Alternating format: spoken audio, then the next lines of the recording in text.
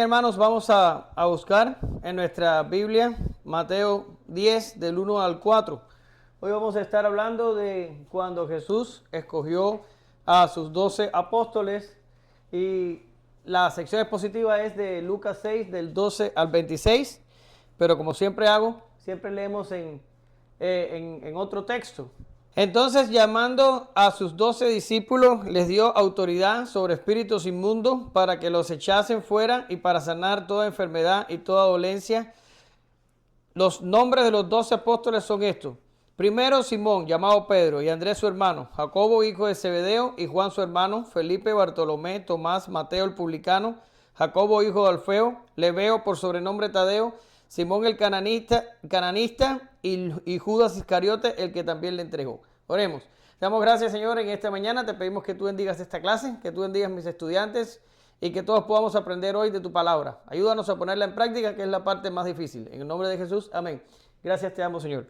Bien, hermanos, en la clase pasada vimos a Jesús sanar a un hombre en día de reposo. Asimismo, había permitido a sus discípulos recoger espigas anteriormente. Esto dificultó más su relación con el liderazgo religioso de Israel, y a pesar de que el Señor explicó cómo debía ser entendido verdaderamente el día de reposo, ellos no lo entendieron. ¿Por qué cosa? Por la dureza de sus corazones. Quedando así las cosas entre ellos, los fariseos y los herodianos se unieron para ver cómo podían terminar con Jesús. Jesús sabía todo esto y también era consciente de que todo este conflicto escalaría hasta llegar ¿a dónde? Hasta llegar a la cruz. Y por esto Jesús decide escoger sus 12 apóstoles que figurarían como sus testigos oculares y establecerían las bases del reino de Dios y como tal la iglesia. Jesús pronuncia un discurso similar al del Sermón del Monte y les explica a sus discípulos la naturaleza extraordinaria de sus súbditos. Hoy abarcaremos la primera parte porque no nos da tiempo a abarcarlo todo, y el próximo domingo no, el otro, porque el próximo domingo predica Alex. El otro más arriba estaremos hablando entonces de la segunda parte de este discurso que dejaremos inconcluso por cuestiones de tiempo. Por tanto, en la clase de hoy vamos a ver a Jesús escogiendo a los 12, que va del verso 12 al verso 16.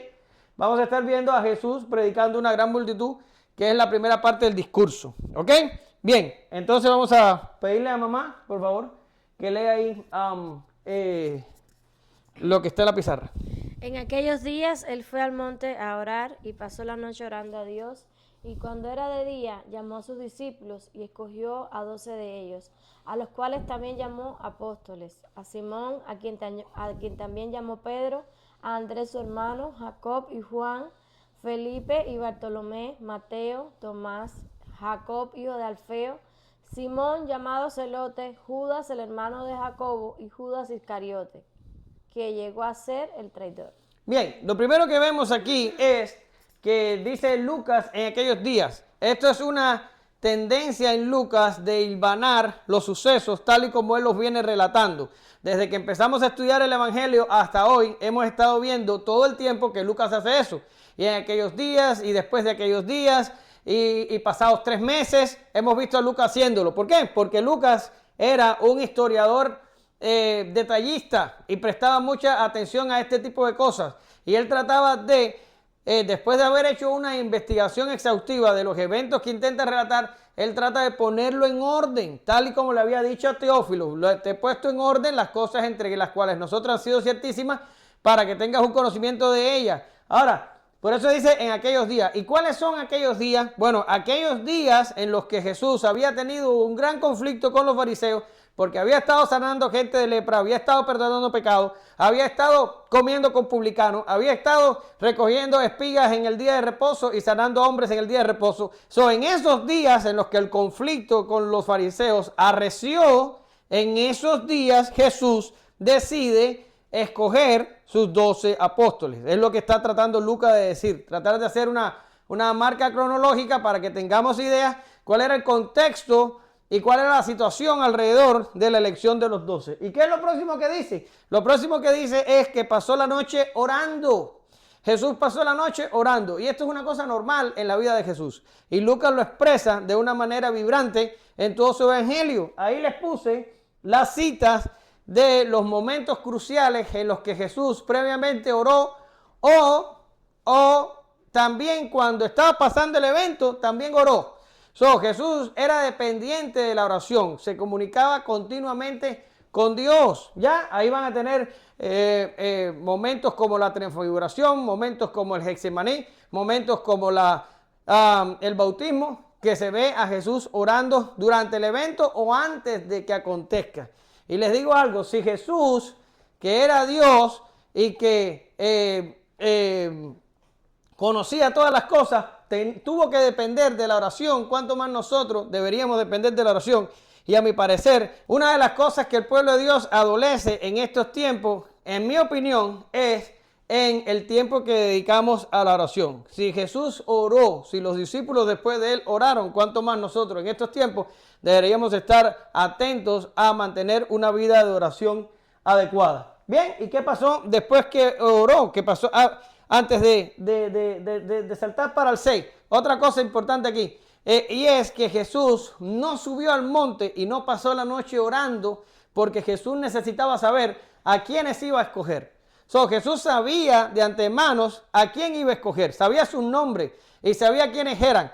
En mi opinión, él subió al monte no a orar para saber a quiénes iba a escoger, porque ya esto lo sabía, sino que subió para orar por aquellos hombres a los cuales iba a escoger y sobre los cuales iba a depositar una de las cosas más importantes de la historia, que fue el surgimiento y fundación de la iglesia. Ahora, ¿qué hizo después que oró? Bien, pues después que oró, él llamó a sus discípulos o a sus apóstoles y los escogió de entre los apóstoles. Esto no fue una convocatoria, no fue que Jesús dijo, entre ustedes, ¿cuáles son los 12 que más quieren seguirme? No. Los discípulos, los apóstoles no pidieron esto. Ellos no pidieron ser llamados apóstoles, ellos no pidieron ser escogidos de un grupo especial dentro de ellos. No, esto fue una cosa de Jesús. Jesús es el que tomó la decisión, Jesús fue el que escogió, Jesús fue el que llama de entre la multitud de los discípulos, que eran unos cuantos. Jesús decide entonces llamar dentro de ellos a llamar 12.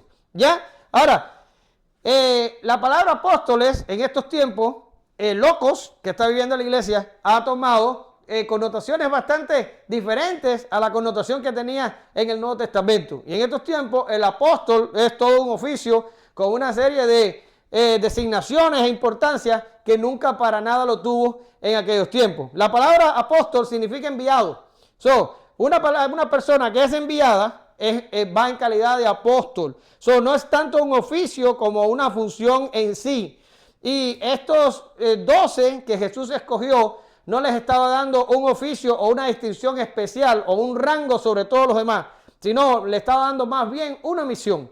¿Y cuál era la misión? Era la misión de ser testigos de la vida y resurrección de Jesús. Eso era lo que significaba ser apóstol. Eran testigos oculares de la vida y resurrección de Jesús. Más adelante, cuando Pedro les propone a los 11, ya después que Judas muere, sustituir a Judas, una de las cosas o una de las características, uno de los requisitos que Pedro exige para buscar un suplente es buscar a alguien que hubiera estado con ellos todo el tiempo, desde el principio del bautismo hasta la crucifixión y resurrección de Jesús. Alguien que haya sido testigo ocular.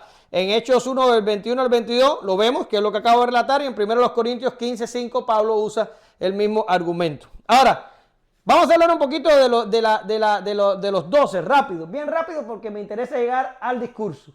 Aquí tenemos una tabla con las 4 listas que aparecen en el Nuevo Testamento sobre los apóstoles. La de Mateo, la de Marcos, la de Lucas y la de Hechos. Ahí están todas, ¿verdad?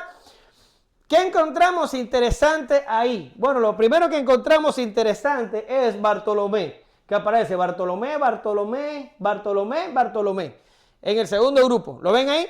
Bartolomé era un apellido, significa hijo de Tolmai, es lo que significa Bartolomé. ¿Ya? Por tanto, se piensa que este Bartolomé es Natanael. ¿Se acuerdan de Natanael? El que dijo, de Nazaret podrá salir algo bueno. Ese es el discípulo, ¿verdad?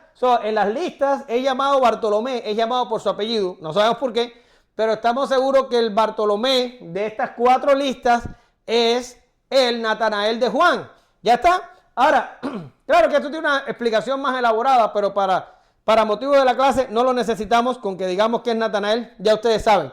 Ahora, otra cosa que yo veo y que no he leído en ningún lugar, pero a mí me surgió la idea, y es que si se dan cuenta, Simón Pedro siempre ocupa el lugar 1, igual que Judas Iscariote siempre ocupa el último, pero Judas es el último porque es el traidor. Ya está, pero tenemos a Simón en el número 1, pero tenemos a Felipe en el número 5, pero tenemos a Jacobo, hijo de Alfeo, en el número 9. Es bastante interesante que todas las demás posiciones cambian, sin embargo, la 1, la 5 y la 9 permanecen para siempre la misma. Y los discípulos cambian de posición, pero dentro del mismo grupo. Por ejemplo, Bartolomé, Tomás y Mateo el publicano, que es el mismo Leví, se intercambian las posiciones, pero nunca cambian de grupo. Lo mismo pasa con Tadeo o con Judas Tadeo, con Simón Cananista o Celote y con Judas Iscariote. Ellos cambian las posiciones, pero siempre cambian dentro del mismo grupo. Y lo mismo pasa con Andrés, Jacobo y Juan, que cambian las posiciones, pero siempre cambian dentro del mismo grupo. Y los encabezados siempre son los mismos, Simón, Felipe y Jacobo, hijo de Alfeo. Lo que yo saco como conclusión de esto, por supuesto, ya se los digo, no lo he leído en ningún lugar, esto es una conclusión que saco yo, es que es probable que el grupo de los 12 discípulos estuvieran divididos en grupos de 4 y que cada grupo de 4 tuviera un líder. Jacobo, hijo de Alfeo, el líder del grupo 3, Felipe, el líder del grupo 2 y Simón Pedro, el líder del grupo 1. Y ahora usted me va a decir, bueno, ¿y para qué nos sirve saber eso? ¿O qué importancia tiene eso? Bueno, eso no tiene ninguna importancia, solo que estoy tratando de sacar conclusiones porque es bastante interesante que hayan posiciones fijas dentro de la lista. Ya está, pero eso es todo lo que podemos sacar de la lista de los apóstoles. Y tenemos una pregunta que debemos responder y que debemos tener en cuenta a la hora de hablar todo esto. Y la pregunta es esta: ¿escogió Jesús a Judas Iscariote para que le entregara? ¿Qué quiere decir? Que Jesús sabía desde el principio que Judas le iba a entregar. ¿Tenía alguna posibilidad otro discípulo de la lista entregar a Jesús y que Judas se salvara? La respuesta siempre es que Jesús conocía que Judas le iba a entregar y que ningún otro discípulo lo haría, sino que Judas había sido escogido precisamente para la misión de entregar a Jesús. Y eso lo vemos en textos de Juan 17:12, donde es llamado hijo de perdición. También usted puede buscar Mateo 14:21. Y en Lucas 6:16 estamos viendo que los evangelistas, cada vez que hablan de Judas Iscariote, dicen el que le habría de entregar, el que iba a ser el traidor, el que lo iba a traicionar. ¿Por qué? Siempre lo ponían con respecto a lo que haría. Y en este momento es la elección de los 12 y ya Lucas está anticipando, no, el que le entregaría. Esto da la idea de que Jesús siempre lo supo y que Judas tenía una misión en su vida. Y la misión en su vida sería que él iba a entregar a Jesús. Ya, ahora, otra cosa, otra conclusión que saco yo de toda esta elección de los apóstoles y en el momento en que Jesús lo hace y las cosas como estaban alrededor, es que la elección de los 12 marcan un punto de ruptura entre Jesús y el liderazgo religioso de Israel. Quiere decir, ya Jesús se había dado cuenta a estas alturas de la dureza en el corazón de los líderes religiosos, de los fariseos, de los escribas y de todos los demás. Estaban duros de corazón, estaban reacios en la enseñanza de Jesús, no lo iban a reconocer como Mesías, no lo iban a reconocer en su plan, a pesar de que él de todas las maneras y de todas las formas ya les había dicho quién era. Entonces Jesús rompe con ellos de la misma forma que ellos rompieron con él y Jesús escoge los 12 apóstoles. Ahora, si usted va a Mateo 19:28 y Lucas 22:30, usted va a buscar información allí de que la Biblia está diciendo que serían los 12 los que juzgarían las 12 tribus de Israel. O sea, el número de 12 no fue aleatorio, fue más bien uno de ellos juzgaría una tribu específica, el otro la otra, el otro la otra. Quiere decir, ya la elección de los 12 sería como Jesús dando por perdidos a los líderes y al judaísmo y a todo lo demás que representaba Israel, y ya estaba escogiendo a los apóstoles que juzgarían a Israel. Claro está, Jesús todavía se volcaría a las ovejas perdidas de Israel y rescataría a aquellos que estaban ordenados para vida eterna. Pero las cosas con Israel y Jesús habían terminado hasta este punto. Jesús establece los 12 que juzgarían las tribus y Jesús establece los 12 que serían los testigos oculares para el establecimiento de su reino y para la fundación de la iglesia que nacería en un año y un poco más adelante. ¿Lo ven? Hasta este momento, en la elección de los 12, yo la considero como un punto de ruptura entre Jesús y el liderazgo religioso de la nación. ¿Ya? Ahora, Eyele, te toca leer bastante, te di una buena parte. Y descendió con ellos y se detuvo en un lugar llano, en compañía de sus discípulos y de una gran multitud de gente de toda Judea, de Jerusalén y de la costa de Tiro y de Sidón, que había venido para oírle y para ser sanados de sus enfermedades.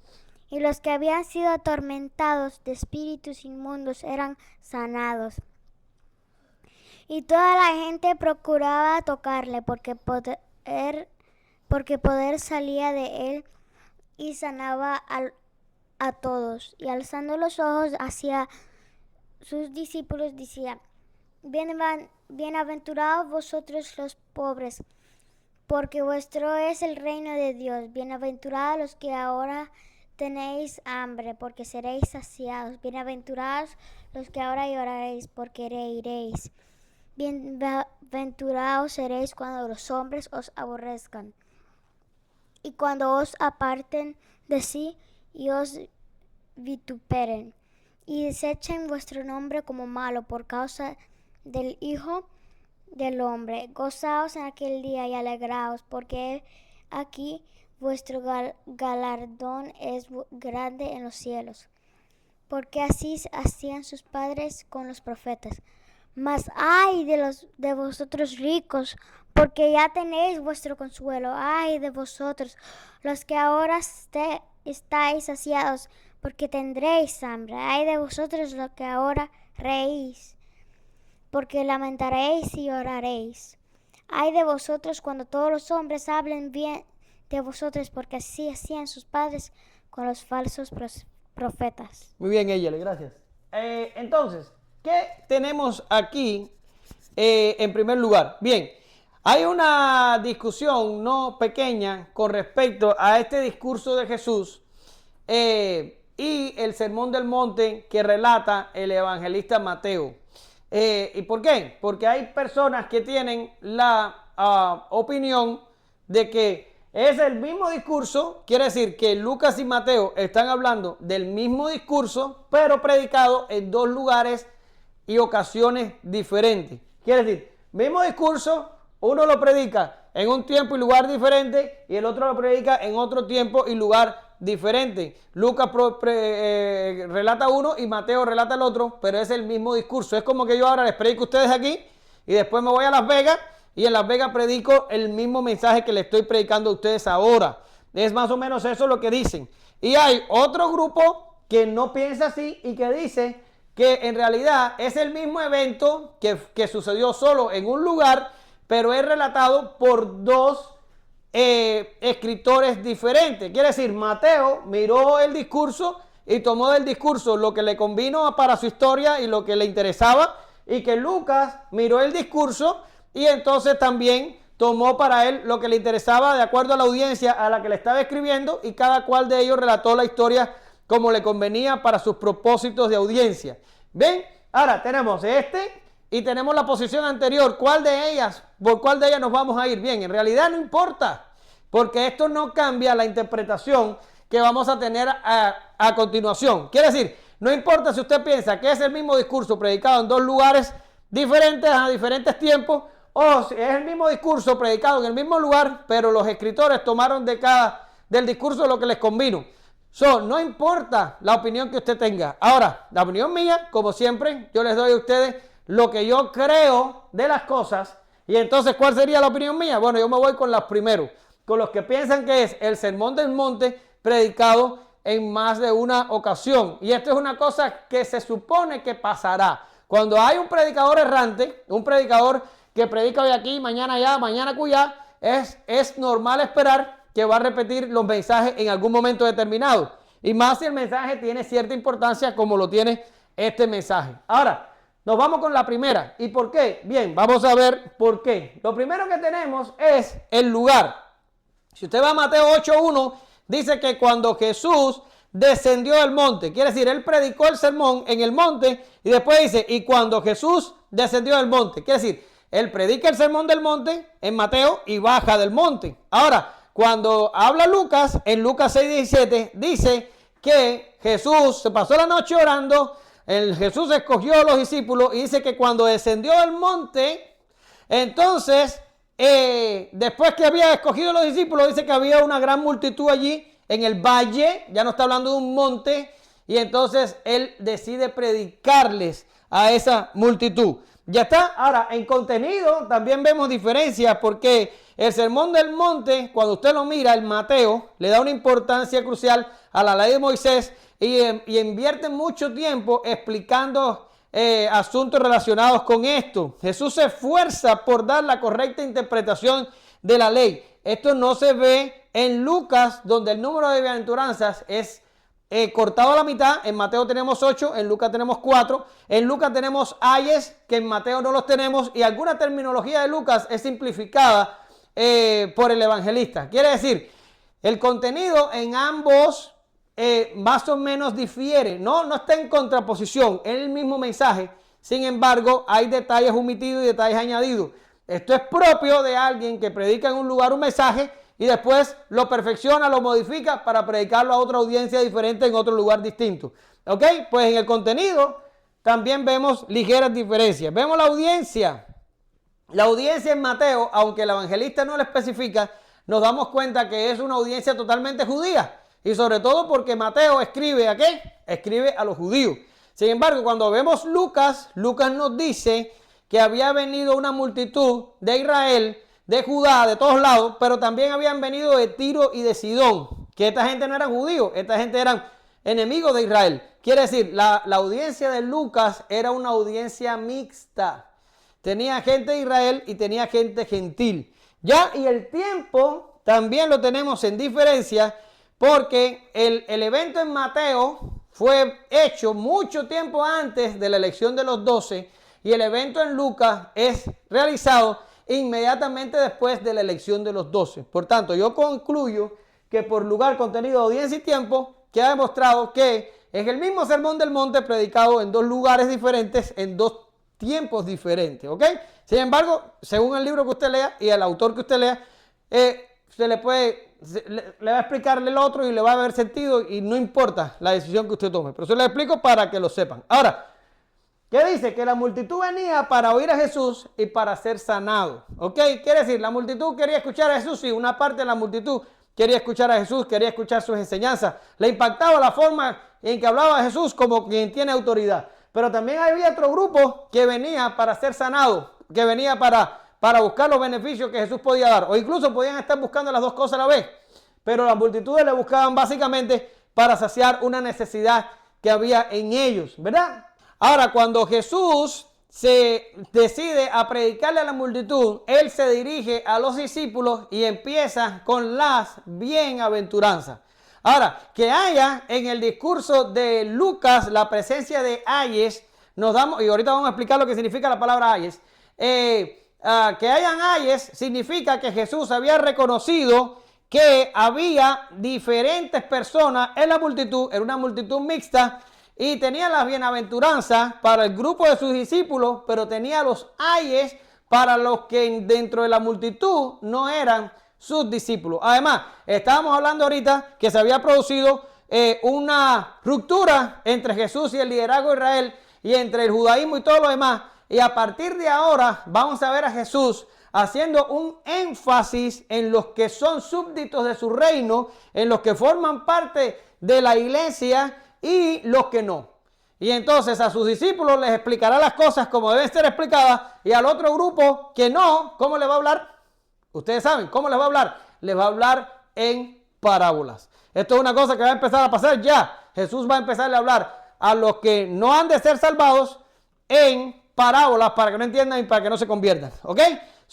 De momento Jesús se dirige a los discípulos y le dice las bienaventuranzas. Ahora, la bienaventuranza. ¿Qué tenemos que saber de la bienaventuranza? Bien, hay algunos escritores que sostienen que las bienaventuranzas de Mateo y de Lucas son un poco diferentes. A medida que vayamos avanzando, yo voy a explicar por qué no creo esto yo y voy a explicar que son las mismas. O sea, el sermón de la montaña y el sermón de Lucas o el sermón del valle, como algunos lo han llamado, que es el mismo sermón del monte pero reducido, están hablando exactamente de las mismas bienaventuranzas. Pero bueno, bien, vamos a hablar qué es lo que es una bienaventuranza. Las bienaventuranzas definen el carácter de los miembros del reino de los cielos o del reino de Dios. No son ordenanzas, no son habilidades naturales, sino espirituales. No pueden ser logradas por el hombre, sino por acción del Espíritu Santo. Y no fueron dichas al azar, sino que guardan una gradualidad espiritual. Quiere decir, una viene primero, la otra viene después, la otra viene después y así sucesivamente.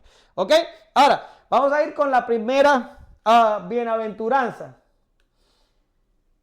Bueno, es que no las despliego, por lo que veo no las despliego. Bien, vamos a dejarlas así y vamos con la primera bienaventuranza, que es: bienaventurados vosotros los pobres. Ya está. Ahora, lo que les decía, hay escritores que dicen que Lucas aquí le está hablando a los pobres. ¿Quiénes son los pobres? Los pobres, los que no tienen dinero, los que no tienen posesiones, los que están fastidiados de la vida.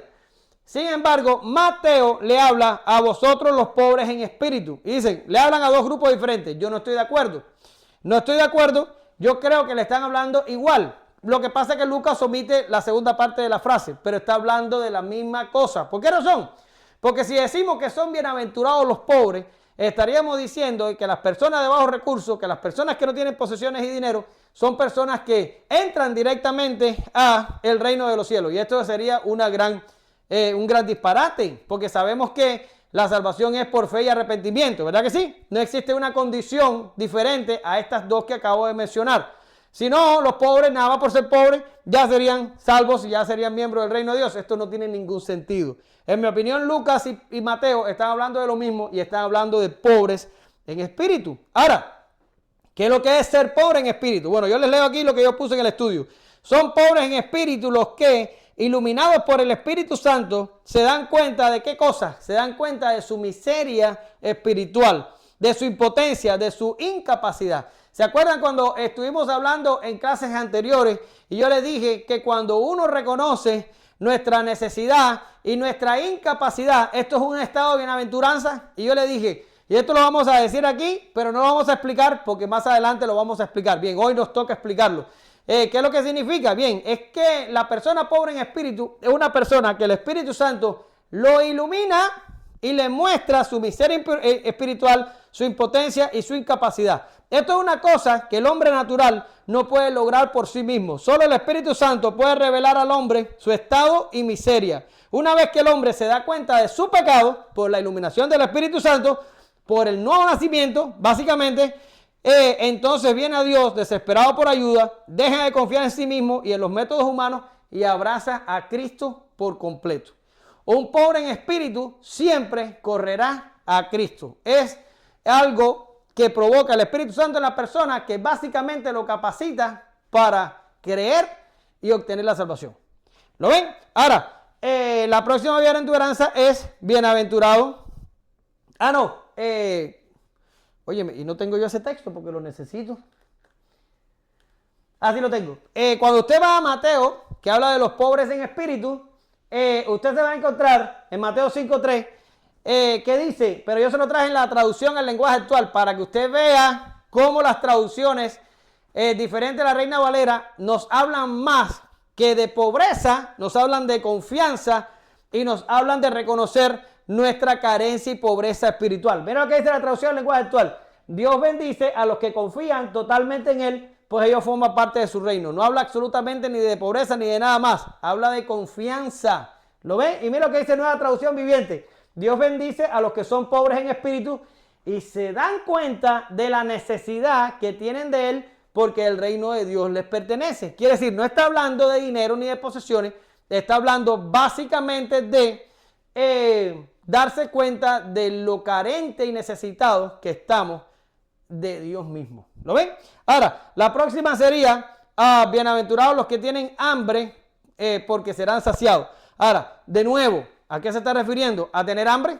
a tener deseos de comer algo? No, evidentemente no. De lo contrario, nadie aquí en Estados Unidos se salvaría. Porque yo no creo que en Estados Unidos sea posible que una persona pueda tener hambre. Bueno, a lo mejor hay alguien por ahí, por algún lugar, que pasa hambre, pero sería muy difícil. La gente aquí pasa quizás deseo de comer, pero aquí en Estados Unidos hay tanta abundancia de comida que yo no creo que alguien verdaderamente pase hambre. Nadie en Estados Unidos se salvara, porque aquí nadie pasa hambre. ¿Ok? Y nadie en el primer mundo se salvara porque nadie pasa hambre. No tiene sentido. No concuerda con el resto de la escritura. Cuando está hablando de hambre, está hablando de hambre y sed de justicia, que es exactamente como lo dice Mateo. No se está refiriendo al hambre material. Dios promete que va a ser nuestro sustentador.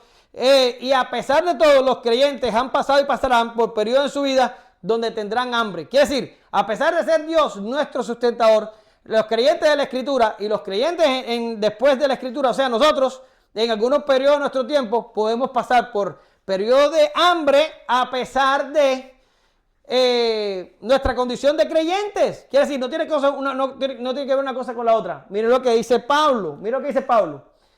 Sé vivir humildemente y sé tener abundancia. En todo y por todo estoy enseñado. Así para estar saciado, ¿como para qué? ¿Qué dice ahí? Como para tener hambre. Así para tener abundancia, como para padecer necesidad. ¿Quién era Pablo? Pablo era un creyente. De hecho, los teólogos dicen que es el hombre mejor o más convertido o más completamente convertido de la historia. Y aquí vemos a Pablo diciendo, estoy preparado para tener abundancia, estoy preparado para tener hambre. Entonces, ¿qué pasa? Cuando tiene abundancia, no es creyente. Y cuando tiene hambre, entonces sí lo es. No tiene sentido. No tiene sentido. Ahora, a propósito, les voy a dar una call entre de tanta lechuga. Y este texto es el texto anterior a Filipenses 4:13. ¿Y qué es lo que dice Filipenses 4:13? ¿Qué dice? Todo lo puedo en Cristo que me fortalece, ¿verdad? Y eso usted lo ve en los restaurantes, en los negocios, en las camionetas, en cualquier lugar usted ve el versito, todo lo puedo en Cristo que me fortalece. Y la gente piensa que por decir, todo lo puedo en Cristo que me fortalece, tú lo vas a lograr todo en la vida. Sin embargo, esto es una mala interpretación, de hecho una terrible interpretación del pasaje, porque el verso anterior, Pablo te está diciendo que él sabe vivir humildemente y él sabe tener abundancia, él sabe estar saciado, él sabe tener hambre, él puede padecer necesidad, puede padecer abundancia. Y Pablo dice, cualquier circunstancia que venga a mi vida, yo estoy listo. Dios me hace estar listo para cualquier circunstancia. Quiere decir, todo lo puedo en Cristo. ¿Por qué todo lo puedo en Cristo? Porque con el poder de Cristo yo puedo vencer la arrogancia que puede surgir en mí en periodos de abundancia. Todo lo puedo en Cristo. ¿Por qué? Porque todo lo puedo en Cristo. Cristo me da el poder para yo estar en un tiempo de hambre y no maldecir a Dios por causa de mi hambre, que es lo que estamos diciendo hoy. Nunca debemos, reaccionar o protestar o quejarnos por ninguna circunstancia que venga a nuestra vida. Porque si todo lo podemos en Cristo, la circunstancia, Dios nos va a ayudar a pasarla por medio del poder de Cristo. Debemos estar preparados para cualquier circunstancia y a cada circunstancia la sabemos enfrentar gracias a que Cristo estará con nosotros. Esa es la interpretación del pasaje en su totalidad. Pero ¿para qué me sirve a mí hoy este pasaje? Este pasaje me sirve para decir que Pablo tuvo momentos de abundancia y que Pablo tuvo momentos de hambre. Por tanto, ¿qué quiere decir? Que si no tiene hambre, entonces ya no es del reino. Eso no tiene sentido. Está hablando de algo más que tener hambre. Bueno, pues ¿qué significa? Bueno, significa que el creyente va a tener hambre y sed de justicia. Significa que Dios, que el creyente va a desear, querer, anhelar la justicia que cumple con la voluntad de Dios. Va a tener una sola misión en la vida, ser justo para Dios. Como todo lo demás, el creyente está lejos de alcanzar este ideal por causa de su naturaleza pecaminosa, aún en presencia de la vida nueva, y cuando se ve imposibilitado de cumplir con esta justicia, entonces no le va a quedar más remedio que confiar en la justicia de Cristo. ¿Pero qué estamos hablando aquí? Que nuestra propia incapacidad para cumplir con ese ideal de justicia nos hace anhelarla, nos hace desearla, nos hace querer deshacernos de este pecado para ser totalmente justos. Y a pesar de nuestras imperfecciones, queremos, anhelamos y tratamos de practicar la mejor justicia posible para la gloria de Cristo. Eso es tener hambre. Y tener este tipo de hambre, tener este tipo de deseo en el corazón es un estado de bienaventuranza. El perdido, el pecador, el impío, la persona que no conoce a Dios, no tiene este deseo. El deseo que tiene la persona que no conoce a Dios, ¿cuál es? El deseo de pecar, el deseo de satisfacerse a sí mismo, el deseo de hacer su voluntad, el deseo de vivir conforme a sus deseos y pasiones. El Hijo de Dios no. El Hijo de Dios tiene hambre y sed de justicia. Quiere agradar a Dios y busca la gloria de Dios. ¿Ya? Ahora, avanzamos. Bienaventurados los que lloran. Y tú vas a decir, ¿en serio? Porque llorar todo el mundo lo considera como algo malo. A nadie le gusta llorar. Bien. Aquí está diciendo al revés, bienaventurados los que lloran. Entonces, esto es una fuerte evidencia de que el cristianismo y el mundo funcionan bajo leyes totalmente diferentes. En el reino de Dios, sufrir es ser feliz. Llorar es ser feliz. Perdón. Pero no se está refiriendo al llorar normal ese que usted llora cuando tiene un dolor, o que usted llora cuando se le muere el perro, o que usted llora cuando cualquier cosa mala pasa. No, no es ese llorar. No se está refiriendo a ese llorar. Es un llorar que no necesariamente incluye lágrimas. Es un llorar por el pecado. Es un sufrimiento por la caída y por el estado de la raza humana. No solo por el pecado propio, sino por el pecado en general. Es por el estado del mundo y su condición. Es sufrir y llorar por ver las consecuencias de las decisiones humanas. Es un sufrir y llorar por ver cuán desesperadamente los hombres necesitan a Dios y lo lejos que están de Él. Ese es el llorar al que se refiere el texto. No es simplemente llorar. ¿Ok? Ahora miren lo que dice Romanos 8, 22 al 23. Se lo traje en la traducción al lenguaje actual, para que usted note que Pablo y yo estamos hablando exactamente de lo mismo. Bueno, Pablo y yo no, que Pablo y Lucas básicamente están hablando de lo mismo. Vosotros sabemos en este mundo que este mundo se queja y sufre de dolor, como cuando una mujer embarazada está a punto de dar a luz. Y no solo sufre el mundo, sino que también sufrimos nosotros, los que tenemos al Espíritu Santo, que es el anticipo de todo lo que Dios nos dará después. Mientras esperamos que Dios nos adopte definitivamente como sus hijos y nos libere de todo, sufrimos, ¿cómo? Sufrimos en silencio. Quiere decir, el creyente tiene que anhelar lo que Dios nos va a dar después, y de lo que ahora tenemos es un anticipo solo que nos da el Espíritu. Por tanto, el creyente debe anhelar la vida eterna, la vida venidera, la vida celestial. El creyente tiene que anhelar lo próximo, no lo de aquí. Si tú anhelas lo de aquí, tú estás con el mundo y tú eres del mundo, el creyente debe llorar por el sufrimiento, llorar por el dolor, llorar por el pecado, llorar por la perdición, por la depravación, llorar por el destino de los hombres que todos los días escogen el pecado en vez de Dios. Llorar, y no llorar con lágrimas, es un sufrimiento interno, es una condición del corazón. Y el anhelo persistente de lo que Dios nos dará después que todo este mundo pase. Esto es un estado de bienaventuranza. Solo los hijos de Dios pueden mirar a lo celestial. Solo los hijos de Dios, Eisaf, pueden mirar por encima del sol. ¿Ok? Ahora, vamos a ver la última bienaventuranza.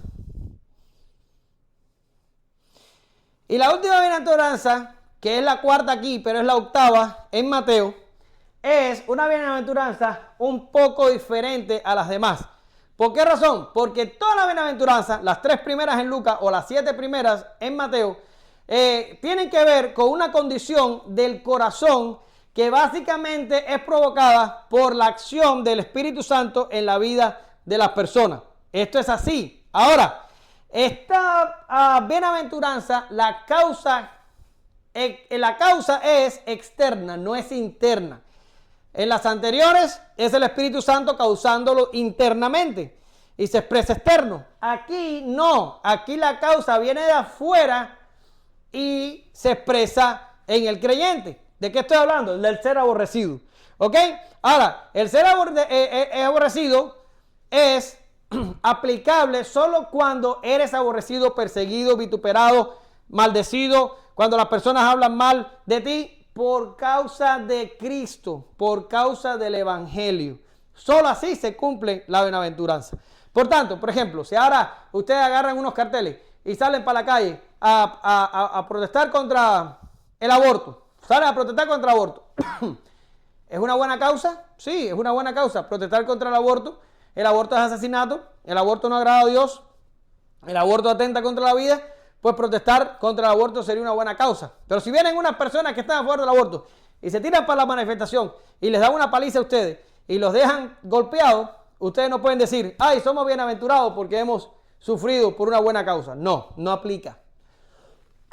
Solo aplica cuando sufres por causa de Cristo, cuando sufres por causa del Evangelio, cuando por ser cristiano específicamente sufres. El creyente no es del mundo, no pertenece a él, tampoco se le parece y por tanto el mundo lo aborrece, lo persigue y lo desprecia. Esto no es nada bueno, esto no es nada nuevo, la Biblia lo advierte en todas sus páginas y esto se constituye en la suprema prueba del creyente.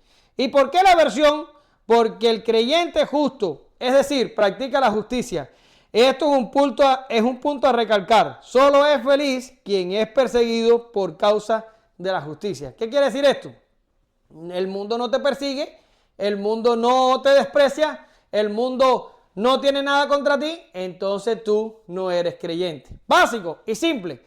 Ya. Ay, hermano, es que a mí no me persiguen. Pues analízate, algo tiene que estar mal en ti, porque tenemos que ser perseguidos por causa de la justicia. Y ahorita vamos a ver la contraparte con el ay y ya les va a quedar totalmente claro. Ahora, miren, Primera de Pedro 4, del 12 al 19, es una sección maravillosa que te explica perfectamente esto que yo estoy hablando. Ahora, por causa de espacio, yo no te lo pude traer completo, y yo reduje la cantidad de palabras para que me cupiera en una sola diapositiva. Pero básicamente dice esto, Primera de Pedro 4, del 12 al 19. Sino gozaos por cuanto sois participantes de los padecimientos de Cristo. Así que ninguno de vosotros padezca como homicida, ladrón, malhechor, entremeterse en lo ajeno.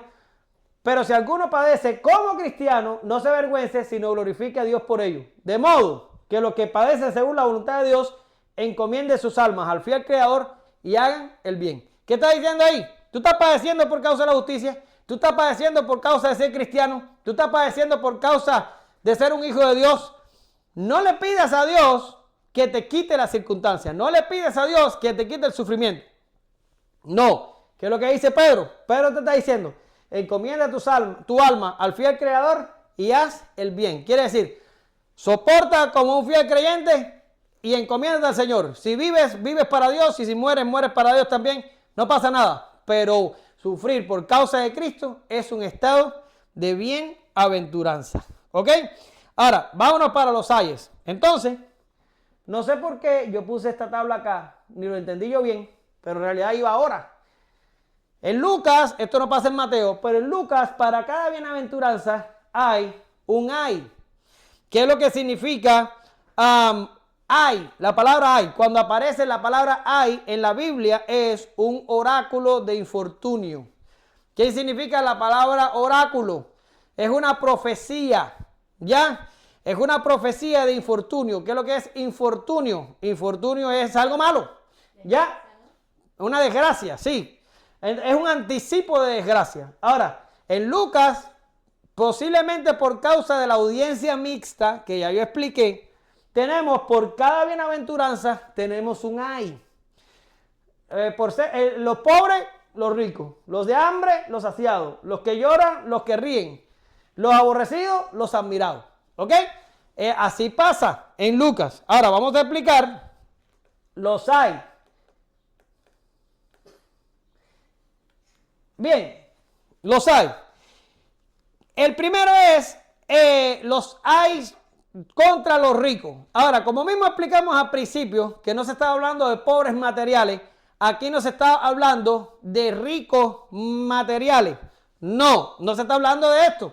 No está hablando de el rico material, aunque hay textos en la Escritura que muy explícitamente el mismo Cristo dice que difícilmente entrará un rico en el reino de los cielos. Dice que es más fácil que un camello entre por el hueco de una aguja a que un rico en el reino de los cielos. ¿Ok? Ahora, aquí el texto en la bienaventuranza no se está refiriendo a como tal el rico por su riqueza, sino al rico por su confianza en sí mismo. Aquí es lo que se está refiriendo. Ahora, tú vas a decir, ven acá, Pero los que tienen riqueza confían en su riqueza, confían en sus posesiones, confían en sí mismos, ¿de acuerdo? Pero como quiera, el texto no se está refiriendo a ser meramente rico, sino a el rico que confía en sí mismo, el rico que pone su confianza en lo que tiene, en sí mismo y en sus posesiones. Aquí el asunto no es riqueza, aquí el asunto es confianza. Esa es la cosa, ¿ok? Ahora, en este caso, de lo que es, hay de vosotros ricos, está contrastando contra el estado de bienaventuranza de reconocer la riqueza espiritual. Los ricos no confían en Dios por regla general. Ellos no sienten carencia, ni moverán su confianza ni esperanza de los bienes acumulados. Es decir, los ricos están firmemente enraizados en lo material y esto traerá su ruina. Note que Jesús dice que ya tienen consuelo, esperanza y seguridad. El problema aquí es que todas estas cosas son perecederas y les tocará lamentarse y llorar porque todo en lo que confían pasará. ¿Ok? Ahora, asimismo, cuando está hablando de ay de vosotros, los que estáis saciados, tampoco se está refiriendo a un estado de abundancia material. No, sino en el hecho de sentirse saciado por justificarse a sí mismo. En el sentirse saciado, y no estoy hablando solo de riqueza, vaya, el religioso, el fariseo, el que dice, estoy haciendo bien la religión, estoy cumpliendo con mis reglas, lo estoy haciendo todo perfectamente, me estoy ganando el cielo por mis propios esfuerzos. Eso es lo que significa en este texto el ser saciado. Y como ustedes ven, acabo de enganchárselos a los fariseos y esto responde al conflicto que tenía Jesús en ese momento con los fariseos. ¿Cómo se sentían ellos? Complacidos consigo mismos. Entraban al templo y decían, gracias te doy porque soy fariseo, porque ayuno, porque diezmo, porque hago todo esto, porque no soy como este publicano. ¿Verdad que sí? Ellos confiaban en sí mismos. Eso es lo que significa estar saciados. Son aquellos que se creen justos. Los que están como el mesón que no pudo albergar a María en aquella noche del nacimiento. Están llenos, no les cabe más nada. Esto también apunta a un peligro de los creyentes hoy en día que están tan llenos de sus propias concesiones o de las de otros que no tienen espacio para la Biblia y para las palabras de Jesús. Ahora, solo estos que se sienten justificados consigo mismos, solo estos reciben de Jesús una palabra. ¿Cuál palabra? La palabra ay. Ay de vosotros que estáis saciados. Ahora, ¿cuáles son los que ríen? Dice, hay de los que ríen, porque van a lamentarse, porque van a llorar. ¿Ok? ¿Cuáles son los que ríen? Los que ríen son los que se sienten bien con el mundo, los que adoran sus banquetes, sus fiestas, sus yugos con la impiedad. Habla de aquellos que no les ofende el pecado, los tolerantes, los acogedores, los que siempre están bien y los que tienen pensamientos positivos. Son los que tratan de ver lo bueno de las personas, los amigos del mundo, los de la religión donde Dios los ama a todos y donde todos se salvan. El presagio de Jesús es llorarán y lamentaréis. Y tanto será así que tendrán una completa eternidad para lamentarse. ¿Ok? Ahora, hay de vosotros cuando todos los hombres hablen bien de vosotros. ¿Ok? Juan 15, 19, Jesús dice, si fueras del mundo, el mundo amaría lo suyo, pero porque no sois del mundo, antes yo os elegí del mundo, por eso el mundo, ¿qué cosa? Por eso el mundo os aborrece. Si un mundo pecador, malvado y caído te ama, es porque perteneces al mundo.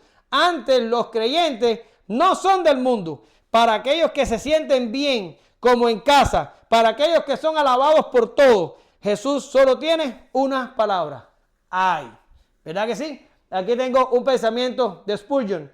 Los cristianos no corren peligro cuando son perseguidos, sino cuando son admirados. No nos pueden admirar. Que el mundo nos admire es un presagio de calamidad, es un presagio de adversidad. ¿Cómo fue que dije? Se me olvidó la palabra. Es un presagio, un oráculo de infortunio. ¿Ya está? Bien, concluyo. El reino de Dios no funciona igual que el mundo. Son felices los que reconocen su pobreza. Serán revestidos de justicia los que quieran practicar la justicia. Serán consolados los que sufren por el pecado. Y recibirán un galardón los perseguidos por la causa de Cristo. Pero hay algo mucho más asombroso detrás de todo esto. Y es que estar en este estado de bienaventuranza que el mundo no puede entender ni procurar es un regalo de la gracia. Es el resultado de la obra silenciosa del Espíritu Santo en la vida del Hijo de Dios. Pues ningún hombre podrá jamás conocer por sí mismo su miseria espiritual. Y termino con Apocalipsis 3, del 17 al 18. Está aquí en la pizarra. Porque tú dices, yo soy rico y me he enriquecido y de ninguna cosa tengo necesidad. Y no sabes que tú eres un desventurado, miserable, pobre, ciego y desnudo. Por tanto, yo te aconsejo que de mí compres oro refinado en fuego para que seas rico y vestiduras blancas para vestirte y que no se descubra la vergüenza de tu desnudez y unge tus ojos con colirio para que veas. Si no es Dios que provoca en nosotros estos estados de bienaventuranza, nosotros por nosotros mismos no lo lograremos jamás. Es un regalo de la gracia. Oramos. Te damos gracias, Señor, en esta tarde ya, Padre, que tú bendigas tu iglesia, que tú bendigas a todos los que escuchen este mensaje. Y te damos gracias por el regalo de tu gracia. Te damos gracias porque tu Espíritu Santo provoca en nosotros y en los demás que han de ser salvos este tipo de bienaventuranza. Señor, ayúdanos a desear la justicia. Ayúdanos a soportar la persecución. Ayúdanos a desear lo celestial. Porque estas cosas buscan tus hijos. En el nombre de Jesús. Amén. Gracias, te amo, Señor.